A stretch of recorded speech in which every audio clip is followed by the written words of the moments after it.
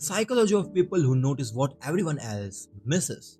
There is a certain kind of person who walks into a room and immediately knows something is wrong.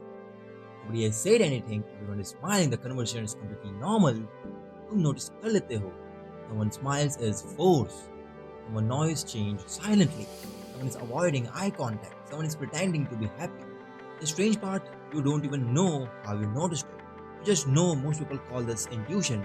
Some call it intelligence, but sometimes it's the mind that become too good at detecting danger.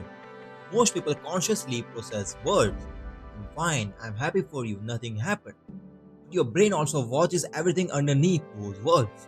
The pause, the tone, the facial expression, the body language, the contradiction. And when enough of the signal don't match, your brain creates a feeling something is off. You don't necessarily sit there and calculate it. Your brain does it before you become consciously aware of it. That's why sometimes तुम किसी person के साथ 5 minute spend करते हो, something inside you say, I don't trust this person. You can't explain it, just feel it. Sometimes you are right. Here where the problem begins. Because once your brain learns that people don't always mean what they say, it becomes addicted to searching for what they really mean. And here is the first trap. Start seeing too much. First, your awareness protects you. You notice manipulation, you notice fake friendship. You notice when someone's kindness has an agenda. You notice when someone suddenly becomes nicer because they need something. But slowly your brain stops asking, something wrong? Start asking, what is wrong with everything? For example, a friend doesn't reply for hours. You don't think maybe they are busy. Your mind starts building explanation. Did I say something? Or they avoiding me? Have they changed? Is there something else? One small event and your brain creates an entire psychological movie. Because you have been right before, you trust the movie. That's the dangerous part.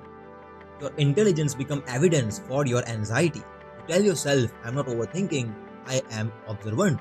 There is a difference between seeing a signal and inviting a story around that signal. You saw the person look away, that's observation. You decided they secretly hate me, that's interpretation. And these two things are not the same. Second trap, you stop trusting people. Once you have experienced enough manipulation, you start searching for manipulation everywhere. Means a compliment doesn't feel like compliment anymore. You wonder what they want.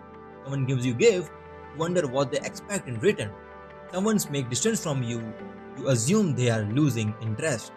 And suddenly even good moments become suspicious. फिर तुम किसी के साथ peacefully बैठ नहीं पाते because a part of your brain is always standing outside the moment, watching, analyzing, checking, looking for the crack. It's like having an extreme sensitive security system inside your head. It protects you from danger but eventually हर चीज को as a danger देखना शुरू कर देता है. And that's when awareness becomes exhaustion because you are no longer experiencing relationships, you are investigating them. Third trap, nobody can read you. This is probably the loneliest part. People who understand others very well often become extremely difficult to understand themselves. Notice कर लेते हो when someone is uncomfortable, so you adjust yourself. You notice when someone is hiding pain, so you become gentle. You understand people's emotion before they even explain them. Eventually you become the person everyone wants to come. But here is the irony. Everyone feels understood by you while you remain misunderstood. Because you have become so good at reading people, you also become good at hiding yourself. You don't tell people what you need. You don't want to become burden for them. You don't want to look weak. You already know what they are going through. So you adjust yourself again and again and again. One day you realize something painful, and that is you know everyone else's emotional language.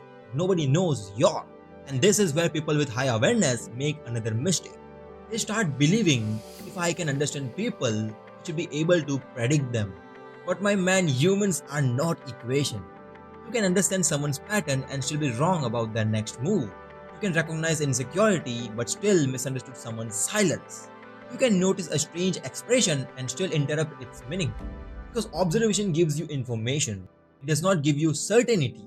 And understanding this difference can save your mind. So, what is the solution?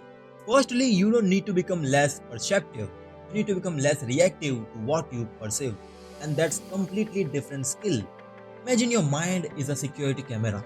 Camera job is to notice movement. It doesn't need to run outside every time something moves, it simply records. And your mind should work the same way. Notice and pause. And decide whether action is actually necessary or not. Just notice. Something feels different, that's enough. You don't need to solve it immediately.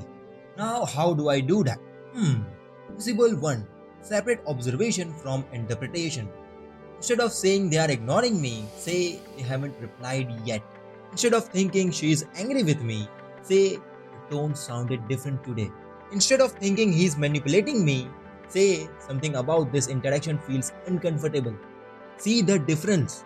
First statement creates certainty, second leaves room from reality. And your brain desperately needs that space. Because uncertainty feels uncomfortable, but false certainty can destroy your relationships. Principle 2. Not everything you notice is your responsibility. This is where highly aware people lose their energy. They see everything, so they feel responsible for everything. You notice your friends' unhealthy relationships. You notice your colleague getting manipulated. You notice someone pretending to be okay.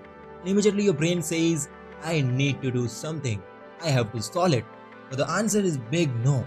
Sometimes awareness is simply awareness. You can see the storm without becoming responsible for controlling the weather. Not every lie needs to be exposed. Not every person needs to be psychologically decoded. Sometimes the healthiest response is, see it and I'm living it alone. And brother, that's not ignorance. That's emotional discipline. Principle 3. Learn to experience people, not analyze them. This might be the hardest one. Sometimes let someone be imperfect around you. Let them say something awkward. Let their expression be strange. Let their reply came late. Let them have a bad day. Don't immediately turn every movement into psychological evidence. Because if you are constantly trying to understand someone, you stop experiencing them. You are no longer sitting with the human being. You are sitting with a theory about that human being. Theories cannot create memories, but people can. So sometimes put down the microscopes and simply be there in the present moment. Because here's the uncomfortable truth. Goal of emotional intelligence isn't to see through everyone. It is to notice the mask without hating the person wearing it. It is to recognizing manipulation without becoming obsessed with finding it. It is to understand someone's insecurity without making yourself responsible for healing it. And most importantly, it's being noticed what is happening, but wise enough to know when not to react. So maybe the ability to notice things was never the problem. Maybe the problem was believing that everything you notice needs an explanation. Well, it doesn't. Some things simply can be noticed. Some people can remain misunderstood. Some situation can remain uncertain. And some truths you can see clearly and still choose peace. Because real wisdom isn't having an X-ray version of human beings. Real wisdom is being able to see the hidden parts of reality without allowing everything you see to disturb you. Now, you don't need to become blind. You just need to stop turning every shadow into a threat. Because the strongest mind isn't the one that notices everything. It's the one that knows what deserves its attention. Period.